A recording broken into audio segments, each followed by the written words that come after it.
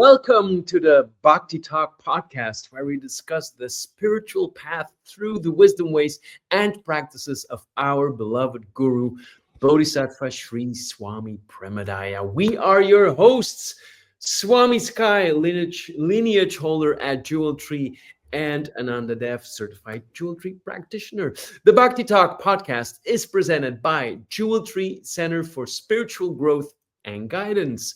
Visit our website at jeweltreecenter.org and be sure to like and subscribe on Spotify, YouTube, or wherever you get your podcasts. You can also find us on all social media platforms at Bhakti Talk Podcast. And today we are talking about devotion and the spiritual path. Swami Sky, what is devotion? My favorite topic. And podcast over. Yes. Devotion. To me, it's the fuel. It's what the steps of the spiritual path are made of itself. We happen to be practitioners of a devotional path. Our path is most commonly known as Guru Bhakti Yoga. Which is, we have a guru. Bhakti and devotion fuel that path, and is the way forward. That is absolutely our particular path. There's many bhakti paths, and it's difficult for me because I'm looking from the eyes of somebody who is practicing Guru Bhakti Yoga, and I have a natural, built-in, worshipful nature. So for me, it's all about worship and devotion. That's my entire path. So through that lens, all paths look like devotion to me. But I think practically speaking, if you review life, anyone's life, even, the life of an atheist or somebody who's agnostic, it's clear to me that everybody is in some form living the path of devotion. Most of current society, places, times are devoted to materialism. Materialism is the current mode of worship in this day and age. And I would just say, if you look around, though, I mean, it's one of the easier ones. I use this example all the time because I'm so familiar with it, having loved sports growing up. A sport growing up, but certainly anywhere you go, you can find a town, a state, a country that is very devoted to their sports team. That devotion is there. It's very powerful. And then in individual lives, most people are basically worshiping the material. They're devoted to money, to making money, to having things. That's the practice of most people, and that's broadly accepted. It's nobody argues it at all. But when it comes to a spiritual path and you have devotion and worship as a part of your nature and practice, people start to balk. They start to question it.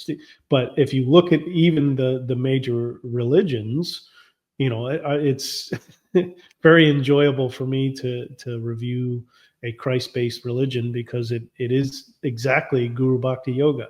If you want to understand Guru Bhakti Yoga and you're not familiar with Eastern philosophy or practices, you look at Christianity. They literally have a guru. It's the heart of Christ, and it's the way of worship and devotion.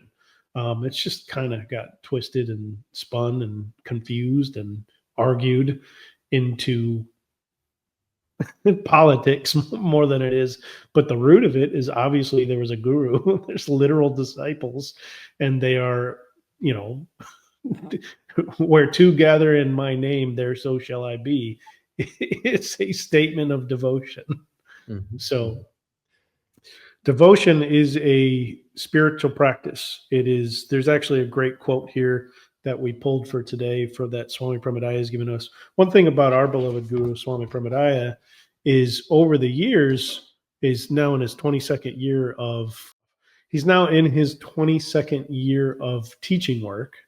And the teaching work has always incorporated other gurus, other masters, other teachings. And he has again and again said, well, why should I say this understanding in my own words when this guru, this teacher has already captured it perfectly? So he has again and again introduced other teachings, because it's only one teaching, other spiritual teachers, other masters, other gurus, other religions, other anything that will grow you, he has introduced. And even one of the most profound retreats I've been on, as far as a healing retreat, was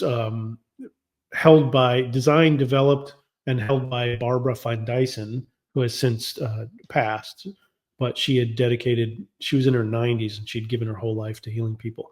And on her retreat, while I was there, she was always really moved by the fact of how much Swami Premodaya sends his people, to other teaching, anything that'll work. It's one of the first things he ever did was give me a spiritual education by introducing me to other masters, other gurus. And she commented on how rare that is, that an organization, the founder of that organization, will send you and introduce other teachers. But that's the beauty of our beloved guru. So that's a long-winded way of saying, here's a quote from Sogyal Rinpoche called The Alchemy of Devotion. And he says, just as Buddha said that of all the Buddhas who attained enlightenment, not one accomplished this without relying on the master. He also said, it is only through devotion, and devotion alone, that you will realize the absolute truth. The absolute truth cannot be realized with the domain of the ordinary mind. In the path beyond the ordinary mind, all the great wisdom traditions have told us is through the heart. The path of the heart is devotion. So that's what devotion is. It's the path beyond the mind. It is the path of the heart. Devotion is love all the way. And ultimately, we talked about this before, that all paths end in bhakti. Well, that practice, the motion of bhakti, is devotion. Yeah. And what I hear in that, and what I also understand about devotion, is like, it's the way out, out into everything. And what is an easier way out for a disciple out of yourself is devote yourself to your guru. And our beloved guru has also there's Secrets of the Devotional Path. Yeah, that's a good point. See, I don't want to interrupt you. Keep going. We come back to Secrets of the Devotional Path. Let's just say what it is, though, for a moment. It's a course that Swami Premodaya gave that we recorded, and now it's available online. So Secrets of the Devotional Path is an in-person course that has been now made as an online self-paced course, and it has profound wisdom. But please go ahead.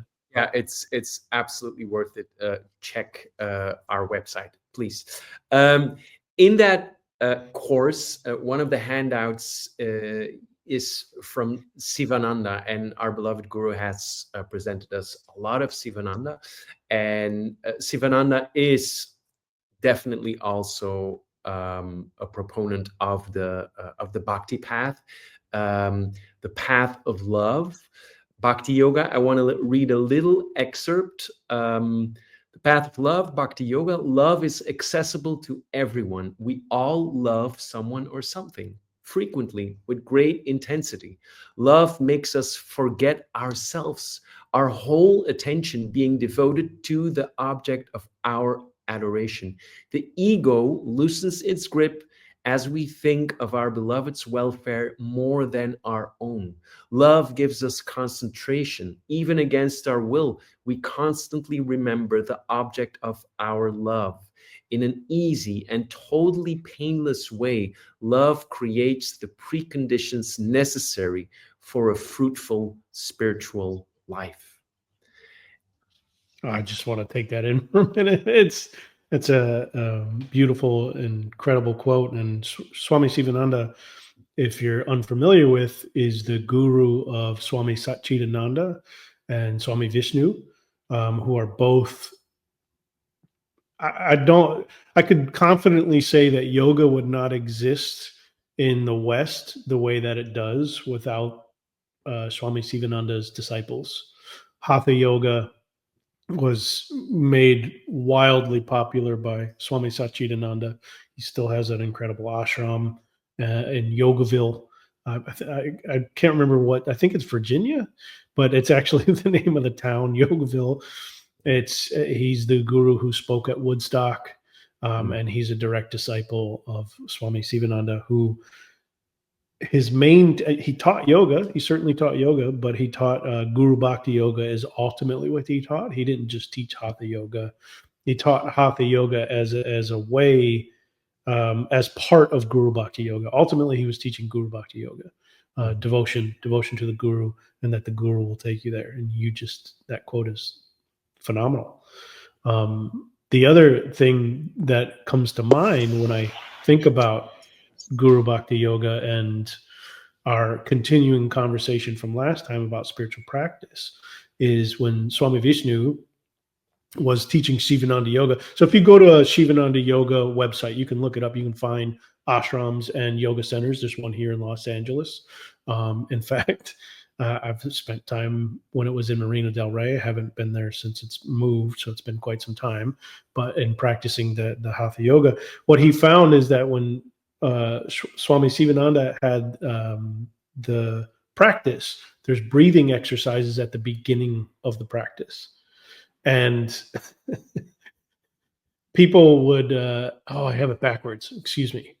There was breathing exercises at the end of the practice. So you would do the asanas, the series of asanas as set by the guru, Swami Sivananda. And at the end, you would have the breathing exercises. And that was, in America, when it was brought to the States, people would just leave. They would do the physical aspect and just leave. So he adapted it to have the breathing exercises at the beginning. So it starts with breathing exercise, then it does the different asanas. And I bring that up because what we tend to do is adapt every teaching to what we prefer, what we like, what we find comfortable. We adapt to all spiritual teachings. And you can see that in any practice, whether if you be self-honest, which honesty is the best spiritual policy, a quote from Swami Premodaya, and a recording from our wisdom library. But we all adapt. And you look at religions, you look at anybody, everybody does it. And so one of the things that's important, if you want to actually grow in spiritual practice, whatever that practice may be, and if you are a practitioner of Guru Bhakti Yoga, what makes that practice, let me finish this thought. So do the practice as given. Do the practice as given. There's nothing more. It's not funny, but it is funny when somebody will argue, "Thou shalt not kill." They'll be like, "Actually, the Hebrew word for kill, it translates to murder. So what it means is, thou shalt not commit sanctify. It's kill."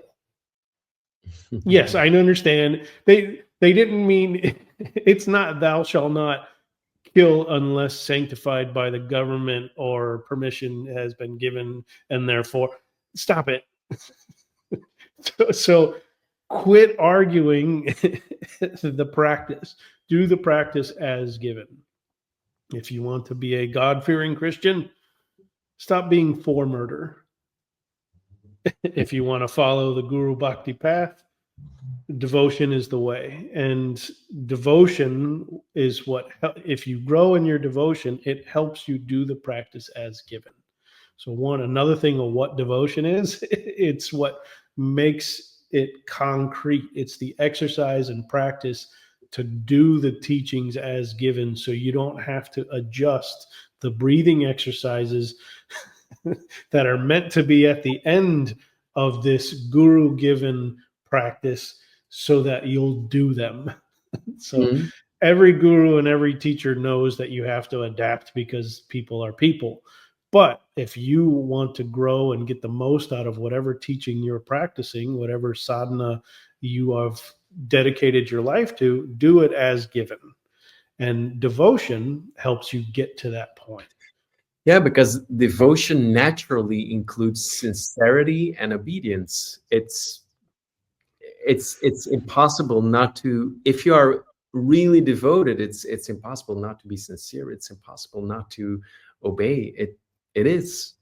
And And we just have to put it out there that these are all words that are triggering yeah, yeah, because yeah, yeah. people hear discipline and they freak out, and people hear the word obedience and they freak out. And this whole world, we're oblivious to the fact that you're obedient already to the systems and the rules that are in place, which are funny and which don't really give you anything other than a way to organize people. When we're talking about obedience, we mean do the practice as given. We mean you wouldn't argue, you wouldn't sit down and spend your life debating what kill means. It doesn't mean murder, and what does murder mean? It means you just accept that my practice includes not killing. Yeah. It means you actually don't condone killing in any form. There's no justifiable killing in any situation, Mhm. even when horrific things happen, and even when you can completely understand why, but you just, it's part of your practice that you don't condone that. So in other words, somebody like that we're just using those examples, would never be for the death penalty no matter what. Mhm. It's because thou shalt not kill. So that's really hard for people to comprehend, that these are just politics and challenges. You do the practice as given. Obedience doesn't mean you get rid of your cognitive faculties, and there's nothing blind. This Mhm. is a good way to say it. There's nothing blind in the word obedience. You're Yeah. not to blindly, you're not to follow anything. You're to think for yourself, live for yourself, take ultimate responsibility for yourself and your life and your practice. And that also means do the practice as the guru has given, instead of adjusting it to what's comfortable for you. So it's just like when you love someone so much that they say, turn left, and you turn left. That's all we mean. You don't go, but if I, you just, it's okay. You just turn left. Yeah, That, it's very clean, it's very clear, natural, simple, like the pure devotion. And then another trigger word, ultimate devotion leads to surrender. It's it's just it naturally follows out of devotion. And the examples you gave, it's so easy to understand actually, that everyone is already devoted to someone, and apply all these words, obedience, surrender, sincerity, to the sports example. Everyone is, it's clear. Yeah, of course, of course. um yeah, we're devoted to where we were born. We're devoted to systems and structures. We're completely obedient to that way, with unquestioningly, to what if you just go to another country is completely different.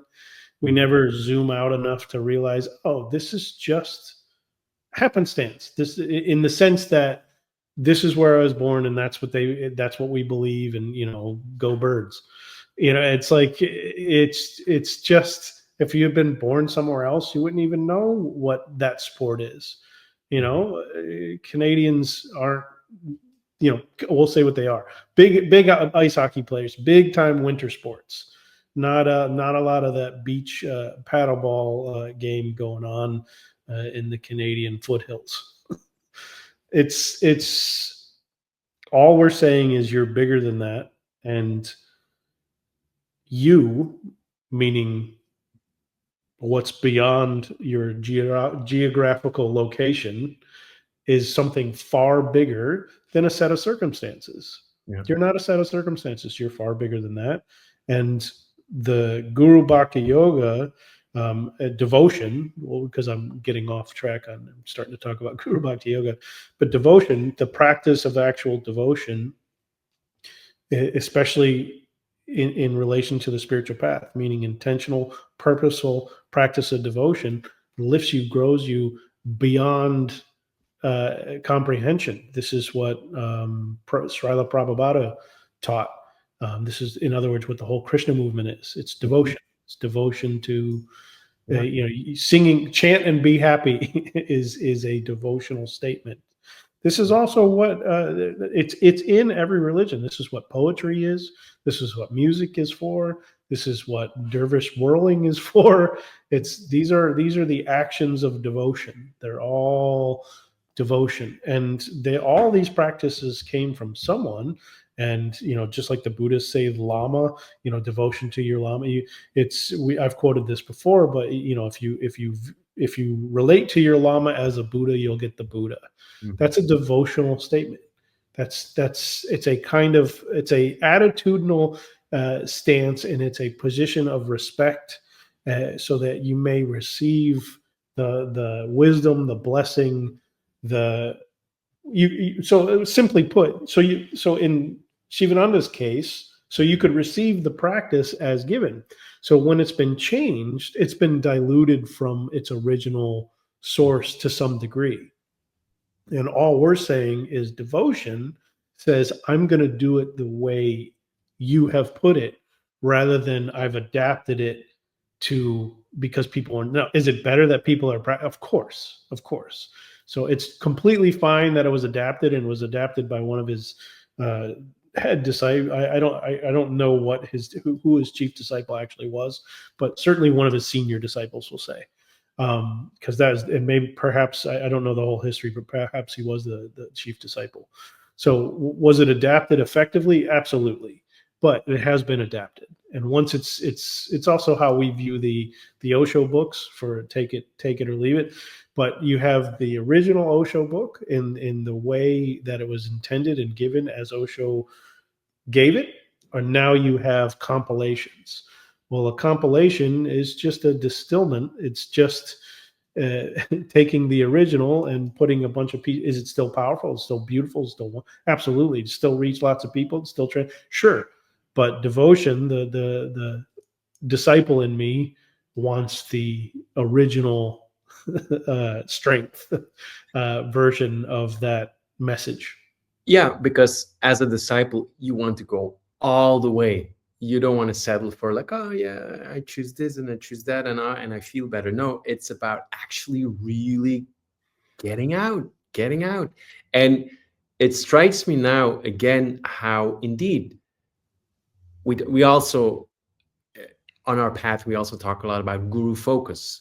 Yes. Guru focus, that is also the way of devotion. Just turn away from the world, turn towards your guru, and turning away from the world is also turning away from your own ego, from your own thoughts, from all the nonsense that's called I and world. And the beauty of devotion is that we said it before, but that it is so natural, that it is a fire that burns. It's a wave you surf on. If you are, and that's also important to mention, the Swami Sivananda handout I quoted before from the course Secrets of the Devotional Path, he also talks about the different yogas. There are types of, so we have Bhakti Yoga, and Bhakti Yoga, he says, for those, and it's all from our Guru has put this in front of us, for those more emotional than intellectual, Bhakti Yoga is recommended. Yeah. Okay. So in other words, I can't figure out why it's so for us. And you actually, I'm so glad you brought this up, because it's really important and helpful for people to hear the different types of paths. So yoga, briefly, basically means union. So that's I'm fairly certain. I heard Guruji talk about this recently, and he said yoga means union. That's like the literal translation. But what's actually helpful when you're listening to the translation of it, what's more helpful, what will take you further, is to think of it as work.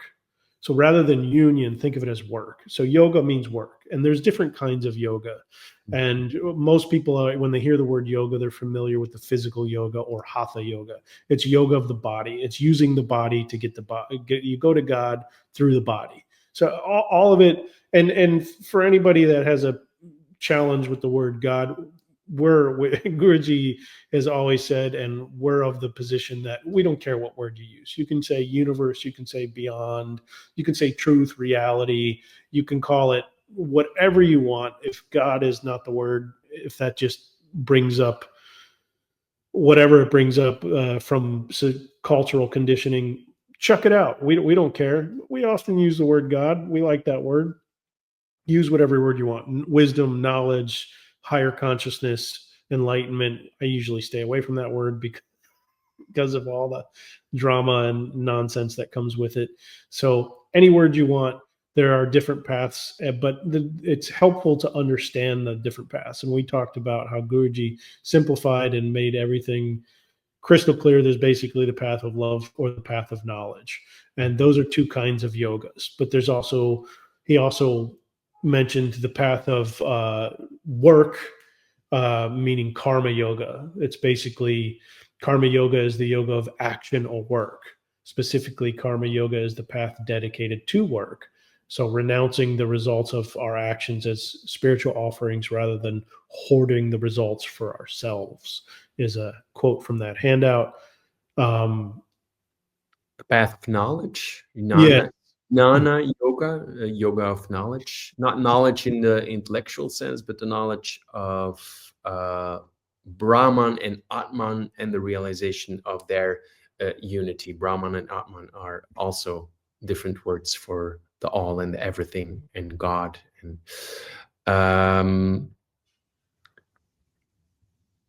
so that is, about using your own wisdom. Go ahead. I just want to throw in there the path of meditation, which we've talked about, or Raja Yoga, that the royal path of meditation.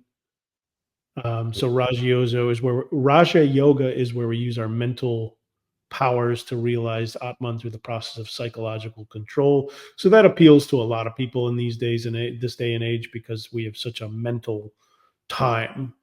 And Alana's helping us out here. So Alana is Yes. helping us out. She's the Bhakti Talk podcast producer.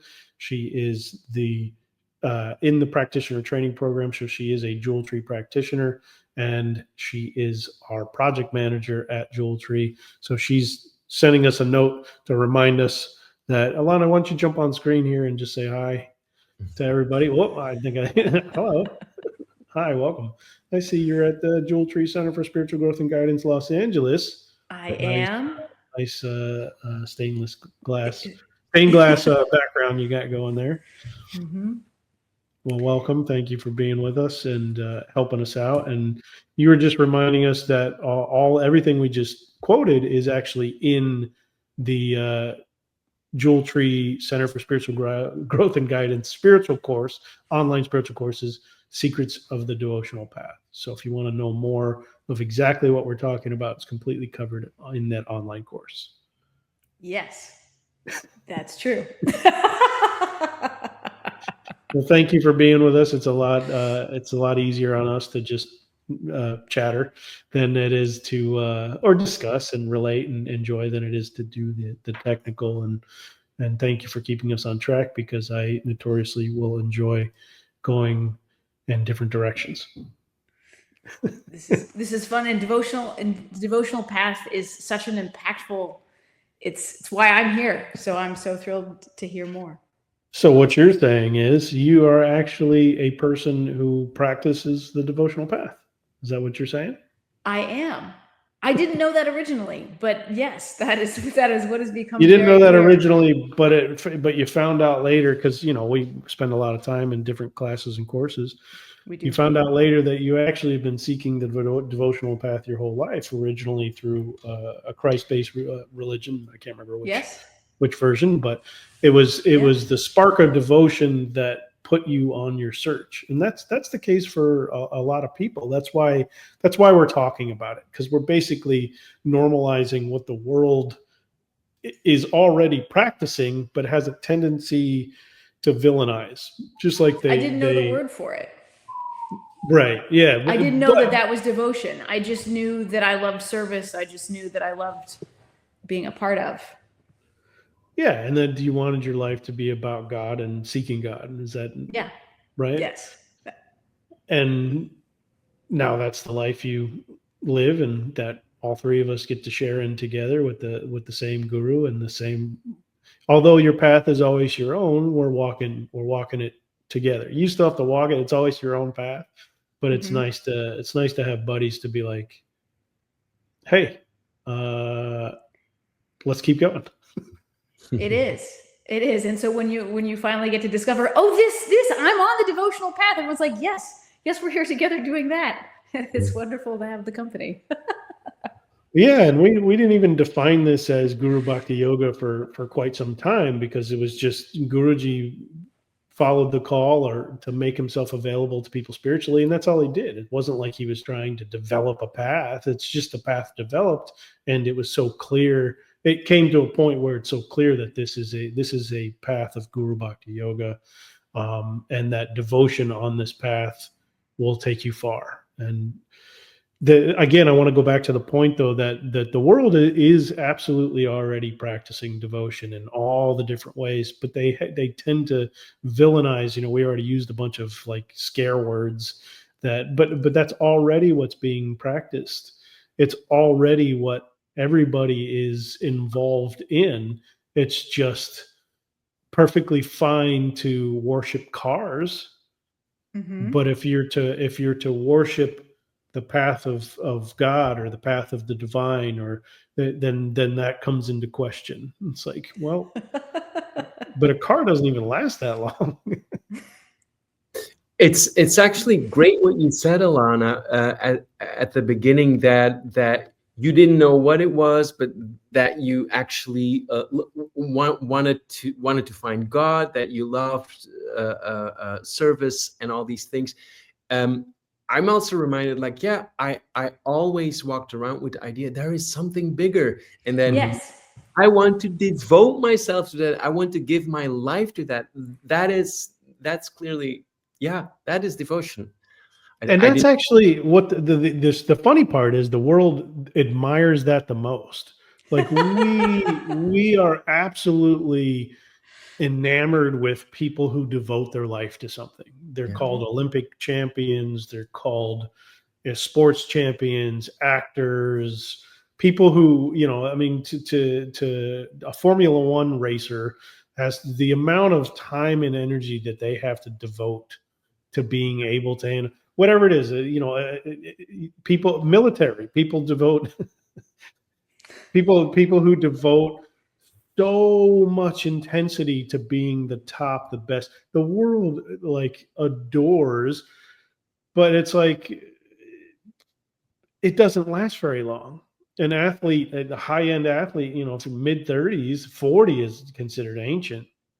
But for whatever reason, if at least we know the reasons. The reasons are, if you're going to maintain control and power, and if you want people to actually cooperate with giving their whole life to a job, then you have to sell them the idea that money is what matters. And we're not even saying that money doesn't matter. You have to pay unto Caesar what is Caesar's. You literally that's part of earth, is you have to work, you have to pay your bills. But it's amazing how well the people of power have convinced the population, the global population, for the most part, that that's what matters the most. And I always point out, do you even know who your great-grandfather was?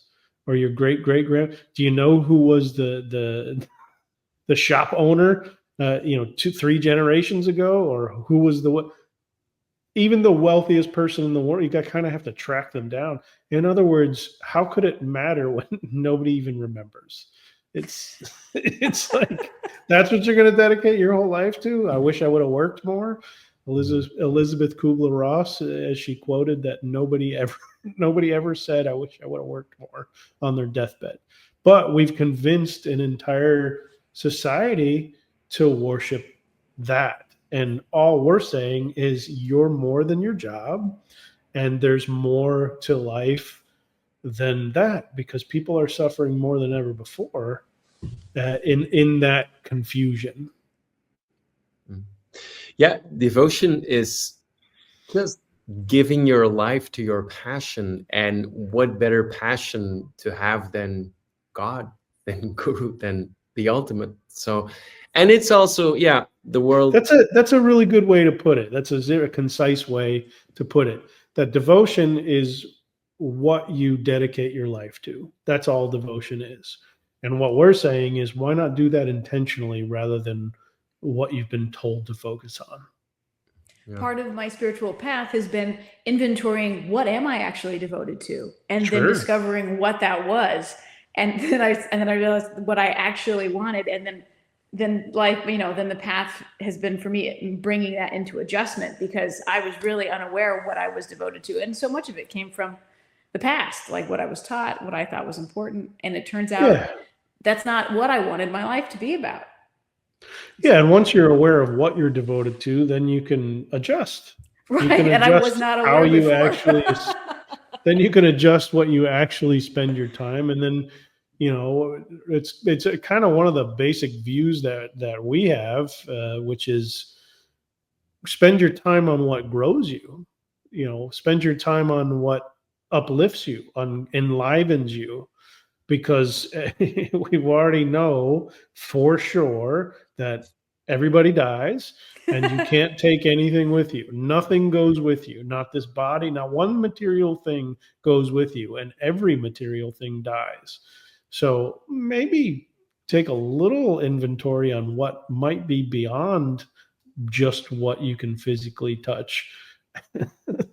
That's all. I have here in front of me, Guruji, our beloved Guru Swami Premodaya, has also put in front of us a lot of other writings of Sivananda. And I don't know how you call them. He has these bullet points, these numbered bullet points with just short phrases.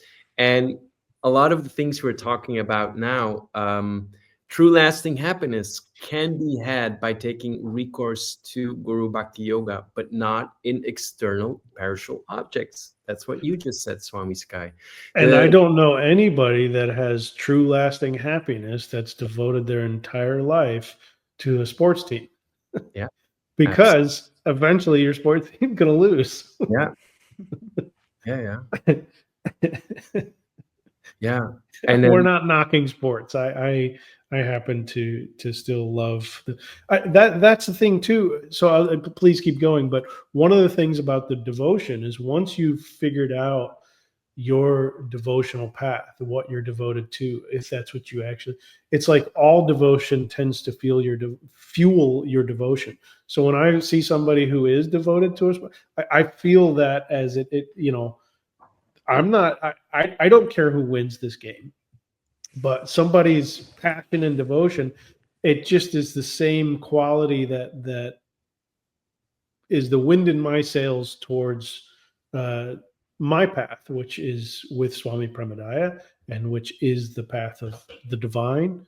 And I just feel all devotion pushes me towards that. So that does happen. That can flip. And what you're quoting are practices from a world guru who has truly given the layout of understanding the devotional path, and understand these things because they will pull you further, grow you further. And I'm just saying, studying these has given me the experience that all devotion kind of pushes that direction, because I know what I'm devoted to.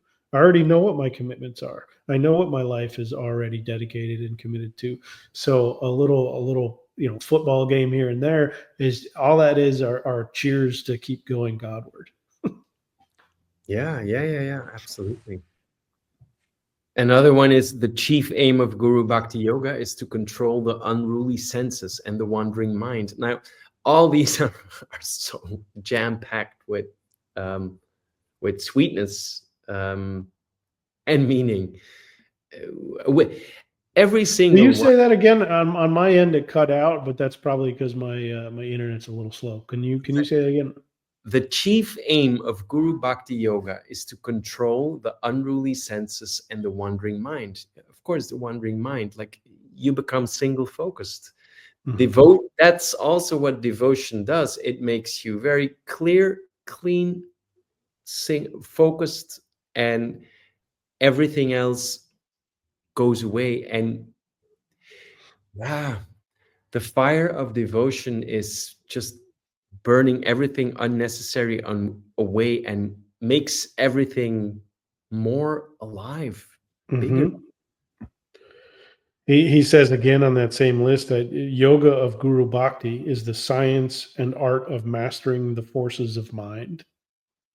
So this is what we mean by discipline, obedience, devotion that brings you beyond, because we're buffeted around the storm, the winds of the moment, the undisciplined mind, often referred to as the monkey mind.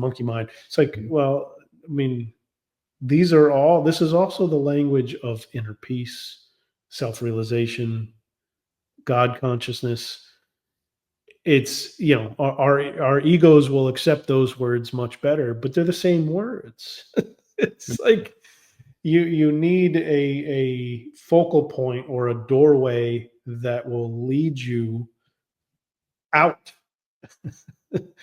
And we all need massive help every day, and we all need other people, and we all need a source to help us. Otherwise, it's just nearly impossible. This is the spiritual practice, like any practice, is nearly impossible to do entirely on your own because of how we started, because we always tend to adapt and choose what we prefer. But what we adapt and prefer is in the state of that wandering mind, that monkey mind. That's where you're coming from. So how are you going to discipline that if that's where you're working from? That's why it's for us. It's for those who have a guru, and even people. It's so funny when people don't realize that the major religions, you have a guru. It's the founder of your major religion, but they don't treat it that way. We don't need to get into it, but I often smile a lot when I hear people talking, because it's like you're talking about a guru path. You just don't realize you have a guru. It'd probably be a lot easier for them if they did. Yeah, and then one more sentence from that list. Guru Bhakti Yoga includes every discipline, physical, mental, moral, and spiritual, which leads to self-mastery and self-realization. Yeah. And again, when we say discipline, because Westerners are so programmed into the word discipline means punishment. No, we just mean discipline as in you can truly, truly rely on yourself because you are not following reactions, impulses, programming, conditionings. You naturally are yourself. You're in complete charge. You're completely responsible and in charge of your own life and everything you think, say, and do.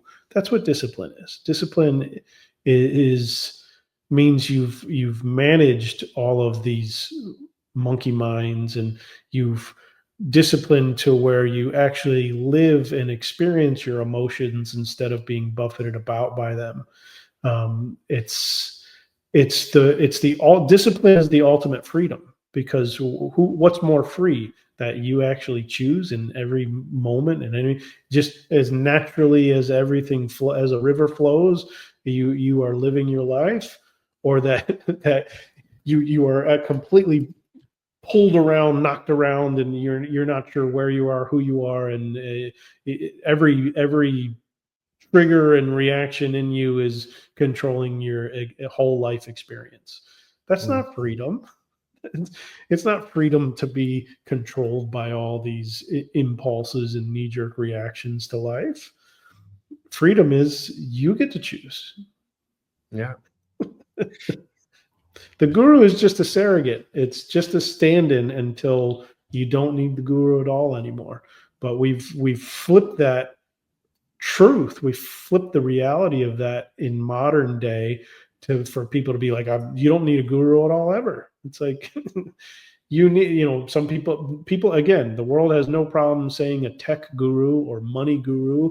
They have no problem of saying, the forest guru, but they have a big problem as if there's a huge issue as for a spiritual guru. It's like, what? Okay. And then the other thing people do is they always want to turn it into something worldly. It's like, let me see your resume. It's like, well, my resume is this the guru for you? Sure, you should always look into, see if it's right for you. But then we start adapting it, and we start looking through the eyes of ego and judgment and criticism and all the worldly ways, when really the eyes you have to look through is this for you or not? Does this work or not? Is it growing you forward or not? Once you've reviewed, I think this person I can get to, because that's actually, you said it and Alana just jumped on and said it. But I'll say it, that's how I started as well, with the feeling that there's always something more. There's something more to this life than this. You walk barefoot in the grass and you can just feel the power and the energy of the earth. It's like there's something more going on than just my experience, how I feel. When there's an inexplicable something more, and that's what started my path. Go ahead. Yeah, and then actually the beginning of the spiritual path, the question, is this it, is actually also the question, like, what am I gonna devote my life to? Right. That's actually the beginning of the spiritual search. And then when you find, then it's all about becoming total. And because we're talking about devotion, our beloved guru has a list of 6: devotion, trust, faith, surrender, obedience, love. And he has always said, right? He said them in a different order. Yeah. He said, if you're 100% in any one of these, it will take you all the way to the divine. It's like any one of these. Everybody has, more or less some piece that, but if you trust all the way, it'll take you to surrender. If you have faith all the way, but real faith, not blind faith all the way, as in you've seen for yourself and that's a faith. Real faith is a kind of knowing, not a kind of blind because you said so. The because I said so argument, or as nowadays the trust me bro argument. Trust me bro, that's not real faith.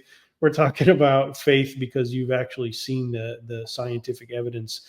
I know that this has absolutely worked for me. That's something more. So for me, trust has always been the one. I trusted there was something more. And then when I found something more, I trusted that completely.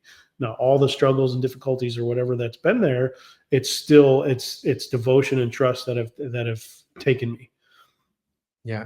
And the being total, the being 100% in, that is,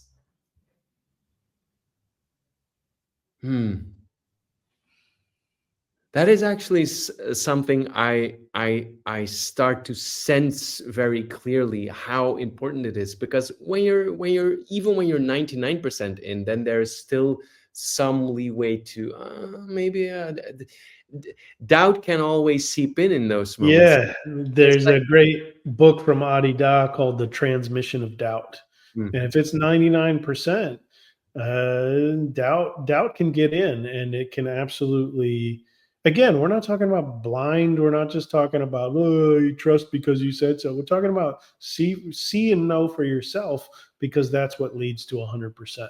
So some people have 100% right away. So Guruji is one of the cases where he was so in the way that we talk about the path, Guruji has talked about, there's people who are kind of seekers and students, and then there's formally initiated disciples, and then we talked about this before, which is a disciple all the way to the end.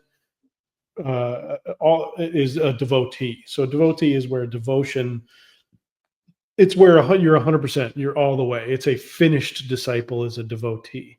And the only claim he's ever made is being a devotee of Osho.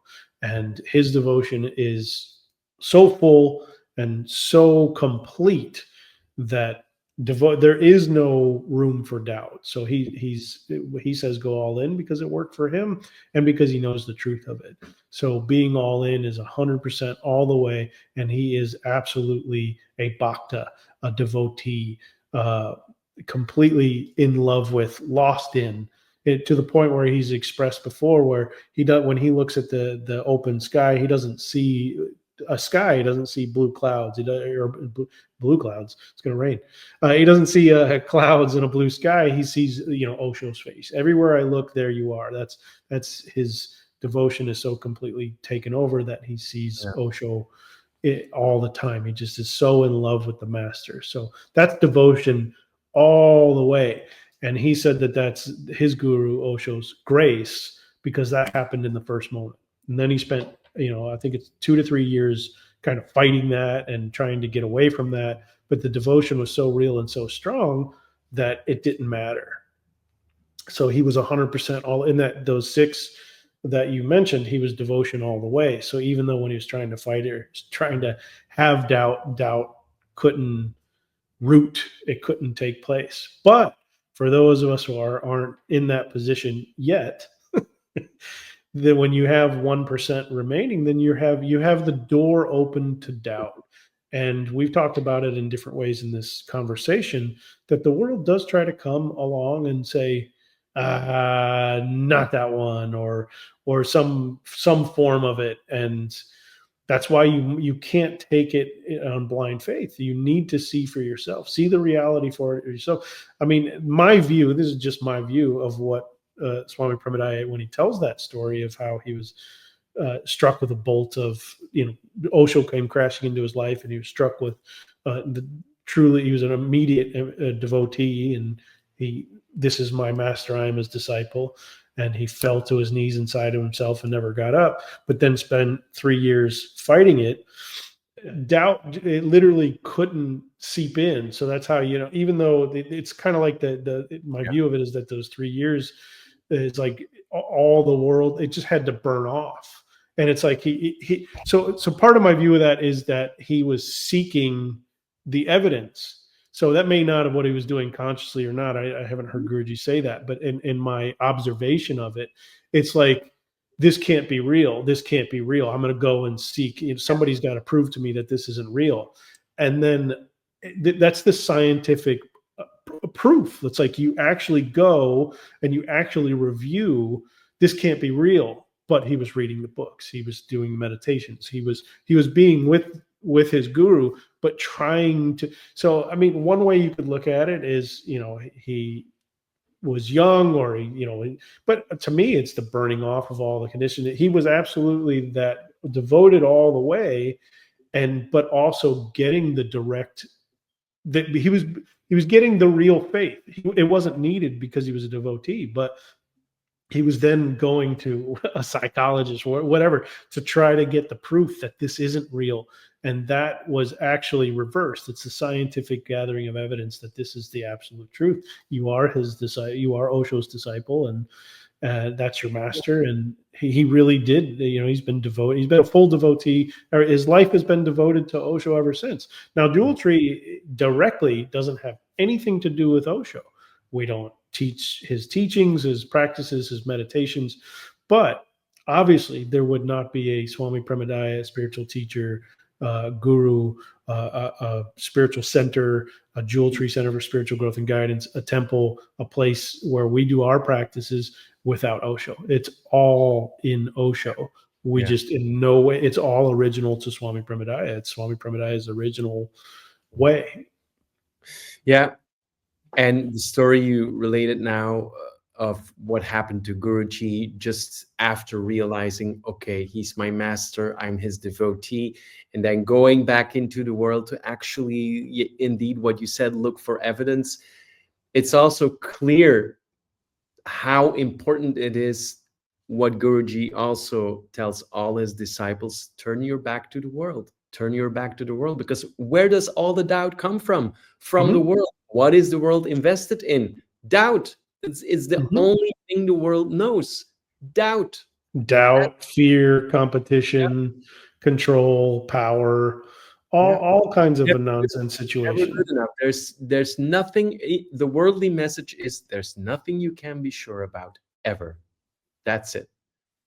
And that's so not the case. If you're actually a spiritual finder, and we have found our path, we know who our master is, it's clear. It's nonsense. The worldly messaging, it, like our guru also always says, we live on the bizarro planet, bizarro world. Everything is upside down. Everything's upside down. Yeah, that's from Superman. It's a bizarre world. Everything is upside down. It is a very upside down. I mean, what's more upside down than a place that everything they do is in some sort of, you're practicing all the time anyway. You are Mm, what you meditate on. You're mm, already devoted to something. Yet you should question. You should basically have an attitude towards spiritual life, spiritual practitioners, gurus, is all with skepticism and fear and all that attitudinal. But don't do that with anything else. Don't do that with politics or it's like it is bizarre world. You said it best. We'll keep it short. It is, we live in a very upside down world where that which really matters isn't focused on at all, and that which doesn't matter at all is the main focus of everyone. That's the simple way to say it. yeah. And even what matters is mocked, ridiculed, and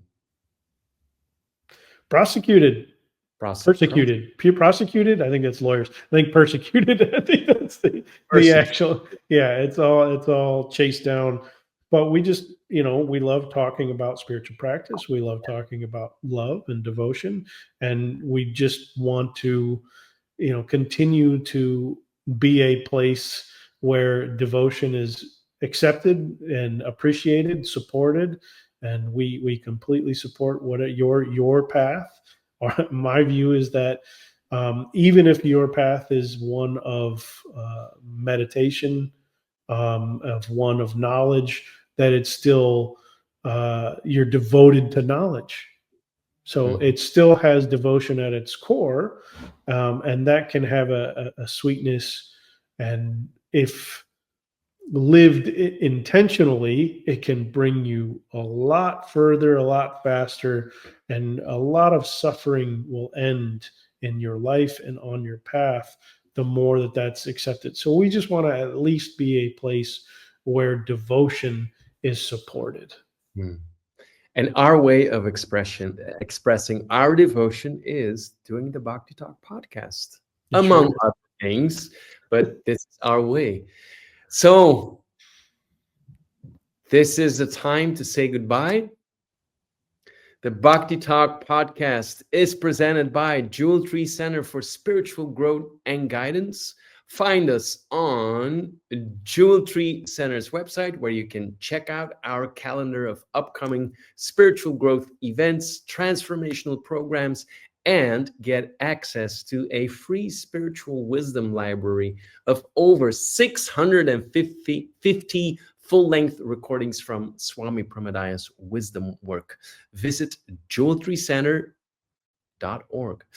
Thank you for listening. We give gratitude to you and honor your spiritual path. Thank you to our beloved Sangha for your support, and most ecstatic thank you to our beloved Guru, Swami Premodaya. Your wisdom ways and practices continue to be the transformational light on the path. Jai Jai Swami Premodaya.